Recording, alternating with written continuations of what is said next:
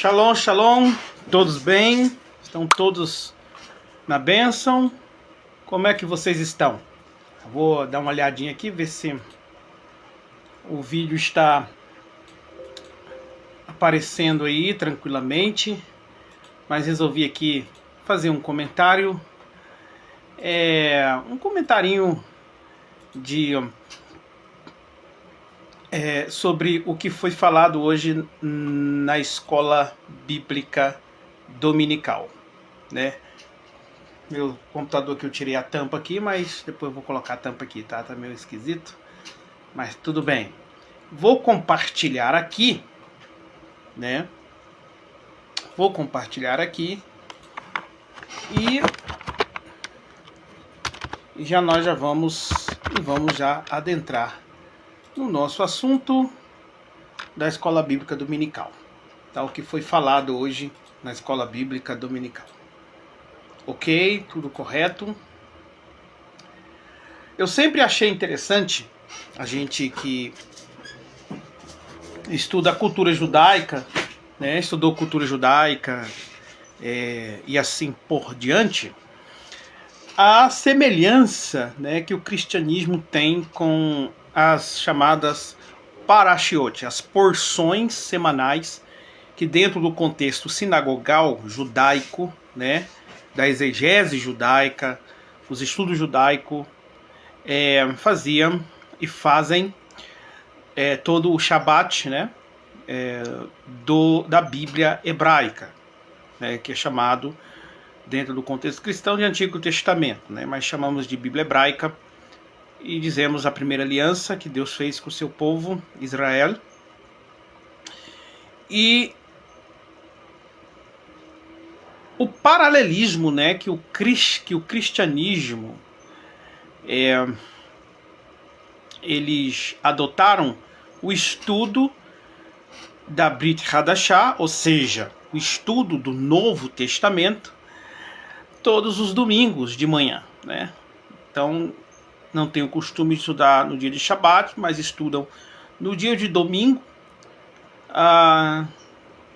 no horário da manhã, os textos bíblicos do Novo Testamento. Aí eu acho interessante o paralelismo que tem, o estudo que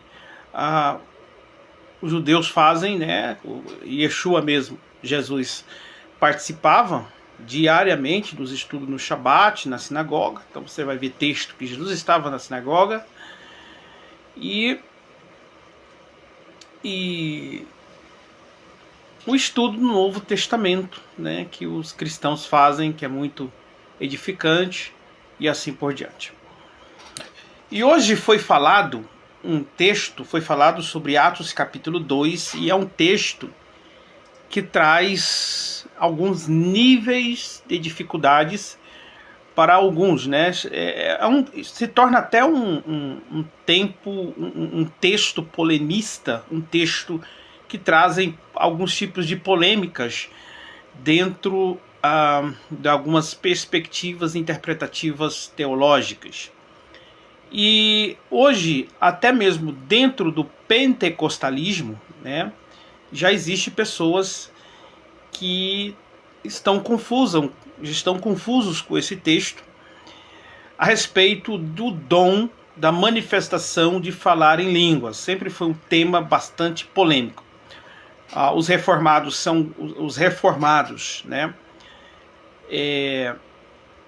Os reformistas tradicionais, vamos colocar assim, são contra essa manifestação de falar em línguas como uma língua desconhecida, defendem um fenômeno de línguas, mas é uma língua idiomática. E afirmam que a manifestação que em Atos 2, a manifestação ali foi um idioma de outra nação, né? Por exemplo, alguém que não fala naturalmente um idioma, né, de um outro país, mas por uma manifestação milagrosa ele passa a falar. Por exemplo, eu não falo japonês, mas de repente por um dom que se manifesta, uma manifestação sobrenatural que se manifesta, de repente eu começo a falar chinês ou japonês sem ao menos ter estudado essa língua na minha vida. Esse dom dentro da Bíblia existe. Paulo trata ele nas cartas doutrinárias aos Coríntios, que há esse tipo de manifestações. E houve também em Atos capítulo 2, esse tipo de, exatamente essa manifestação de manifestação espiritual. Isso confunde um pouco a ideia que algumas igrejas pentecostais têm pregado há muitos anos atrás, né? Sempre a pregação e os ensinos é que Atos capítulo 2 foi um fenômeno de línguas estranhas desconhecida. Então, uma língua que se manifestou milagrosamente como dom de falar em línguas. Então, aquele dom, aquele famoso dom que se manifesta hoje, né, aquela manifestação, aquele fenômeno que acontece na igreja hoje, que chama de dons de línguas estranhas, né? Ninguém entende, não há interpretação, não há, ou seja, ninguém entende. A pessoa simplesmente começa a falar um idioma, uma língua, vamos colocar assim, não um idioma, mas uma língua que ninguém entende, que seria simplesmente uma língua celestial, um idioma celestial. Agora, dentro de uns aspectos, quando a gente fazemos algumas análises dentro do grego, aí surge algumas ideias interpretativas. Que a Atos capítulo 2, versículo 3, o texto grego, quando narra essa manifestação, usa uma expressão grega glossai, tá? Glossai.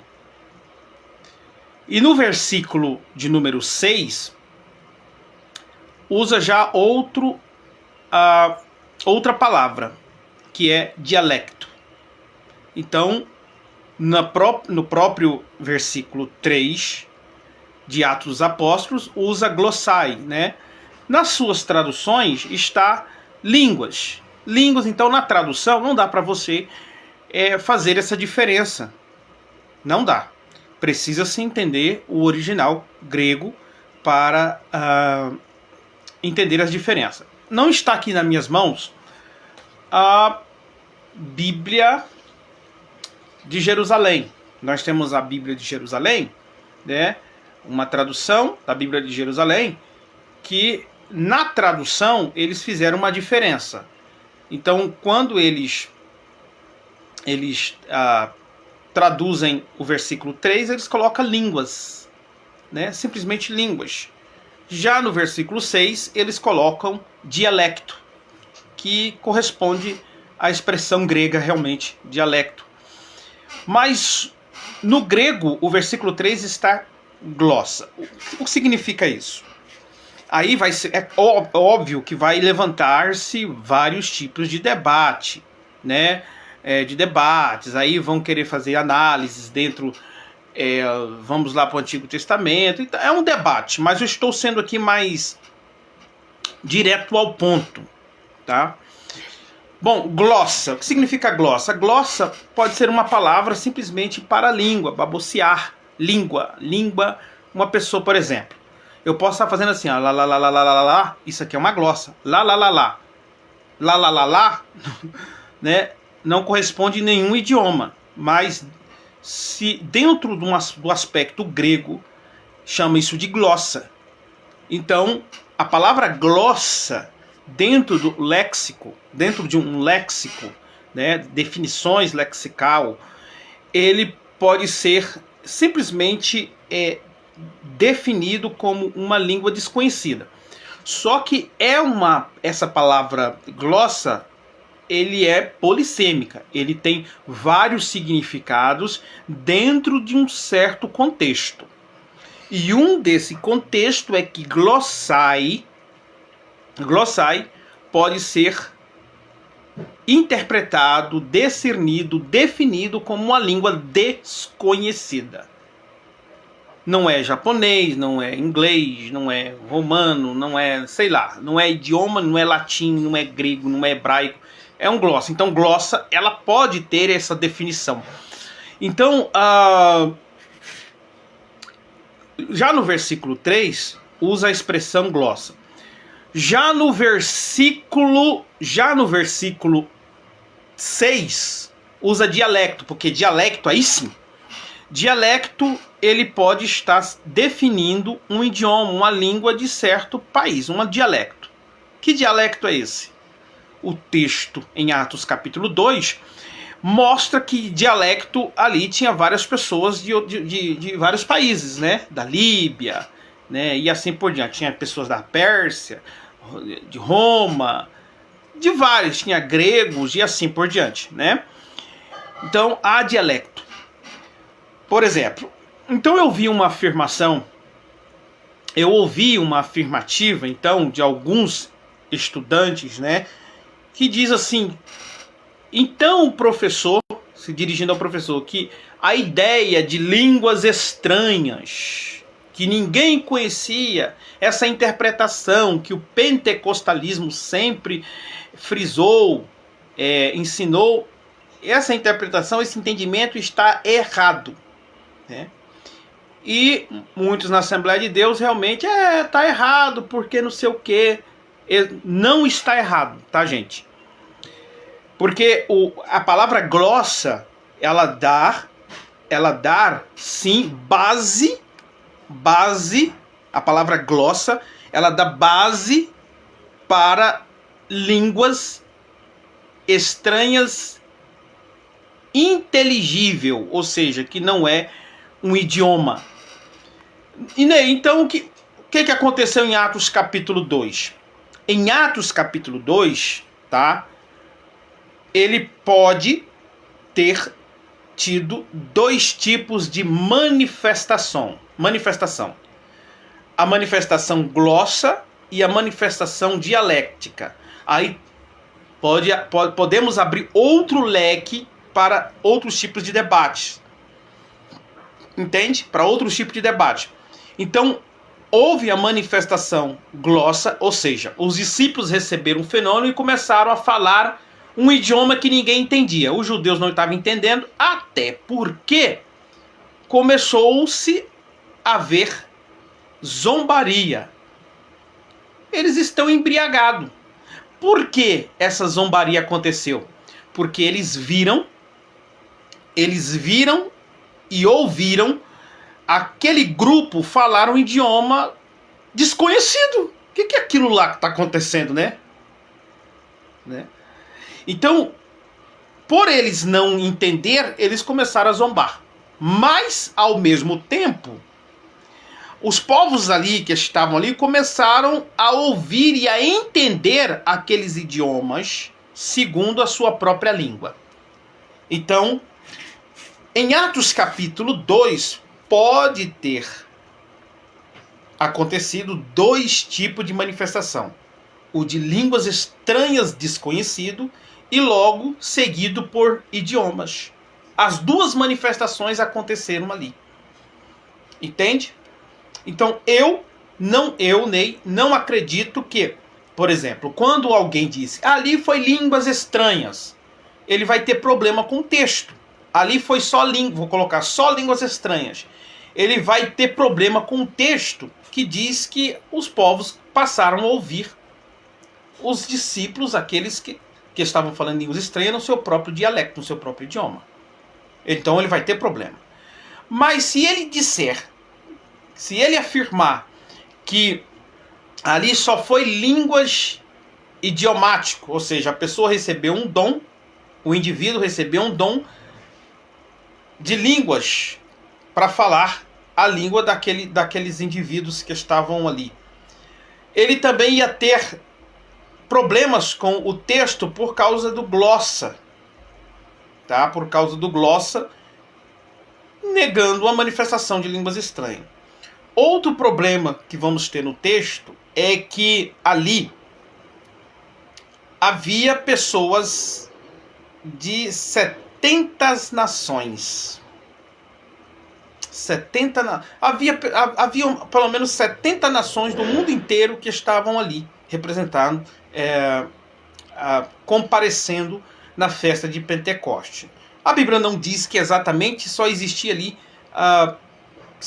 um número limitado de pessoas, de nações, mas praticamente, como era costume cultural de povos de todas as nações, né? A Bíblia fala de todas as nações comparecia ali. Então, ficaria estranho porque existia mais de 120 pessoas falando idiomas diferentes. Mas não existia 120 nações ali. O máximo no mundo antigo, as nações, era 70 nações. Né?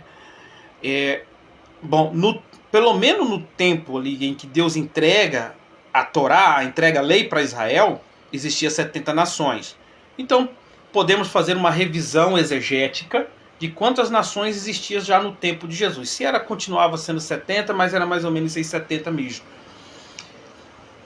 Então, assim, outra curiosidade é que no dia de Shavuot, né? Shavuot é a palavra que é traduzida por Pentecoste, 7 semanas. Nessa data do Pentecoste, era em que a data que os judeus eles comemoravam a outorga, a entrega da Torá no Monte Sinai. Então, nesse dia também, para o judaísmo, ele era comemorado a entrega das Escrituras, comemorava-se a entrega da Torá. Outro ponto importante no capítulo, no Shavuot, né, na festa de Shavuot, era também entendido, vamos colocar, comemorado o casamento entre Israel e Deus. Que foi ali que Deus estabeleceu a sua aliança com a sua noiva, que era o povo de Israel. Então, nesse dia também foi o casamento foi a aliança que Deus fez com o povo de Israel, né? Já dentro das implicações teológicas, Atos capítulo 2 é o dia, o quê? Da inauguração em que Deus inaugura novamente a sua igreja, porque Jesus disse, né, as portas do inferno não prevalecerão. Ele usa um pronome possessivo, a minha igreja, dentro do grego, pronome possessivo, a minha igreja, né, o meu povo. Aí essa ideia de noiva, essa ideia de igreja como esposa e tal, vai sendo trabalhado dentro de um aspecto metafórico, simbólico, nas cartas de Paulo. Então o que acontece? Então é interessante isso. Então olha para você ver na agenda escatológica de Deus, como Deus trabalha de uma forma, né, de uma forma dentro de um contexto, dentro de uma agenda, vou colocar assim, né? Como ele trabalha, né? Como tem uma relação com as festas judaicas. Então, isso é a importância de você conhecer as festas judaicas, para você entender até mesmo o Apocalipse, para você entender o agendamento cronológico, escatológico divino, né? É interessante você entender isso. Outro ponto importante, que o próprio os judeus messiânicos trabalha, tem uma perspectiva de um tikkun, de uma correção. Após Deus entregar a outorga da Torá ao povo de Israel, né, entregar a lei, o povo desobedece a Deus, né? Então houve aquela mortandade, né, de 3.000 judeus, 3.000 israelenses são mortos ali por causa da sua idolatria. Em Atos capítulo 2, houve uma correção. Deus, através do apóstolo Kefa, de Pedro, em sua mensagem, resgata 3.000 almas. 3.000 almas recebem, crê no Senhor Yeshua HaMashiach, crê em Jesus Cristo, pela mensagem do Evangelho no dia de Pentecoste. Então, no dia de Pentecoste, outorgado no Antigo Testamento, morre 3.000, e já no Novo Testamento, a ressurreição espiritual de 3.000 pessoas. Outro ponto importante que para mim terminar é a palavra kol, que houve trovões. Trovões ali na ortoga da Torá, quando Deus entrega a lei para o povo de Israel no Antigo Testamento. Houve trovões, tal, vozes. A palavra voz em hebraico é kol, e a palavra trovão também é kol. Então, por isso que nós temos os exegetas dentro do Midrash, dentro dos seus comentários dos Midrashim, eles vão dizer que como essa palavra kol está no plural, kolot, em hebraico, a palavra está vozes, tá? Vozes, ou seja, os exegetas judeus dizem no Midrash que Deus falou na língua de 70 nações. Então, pessoas estavam ali representando 70 nações que acompanhou Israel no deserto, ouviram a Torá do Eterno, a lei do Eterno, que é um testemunho judaico em dizer que a Torá não é algo particular ao povo de Israel, porque é algo que tem que ser pregado, ensinado a todas as nações, sendo Israel, dentro do seu contexto, como o povo sacerdotal, ou seja, o povo que é responsável em transmitir, em explicar e esclarecer Torá a todas as nações. Por isso que Deus falou em 70 línguas. Exatamente, Deus repete o que nós acabamos de falar. Dialecto, ou seja, cada povo ouvia a voz de Deus pelos discípulos em seu próprio idioma, demonstrando que o Evangelho é para toda criatura. Que o Eterno vos abençoe, em nome de Yeshua HaMashiach.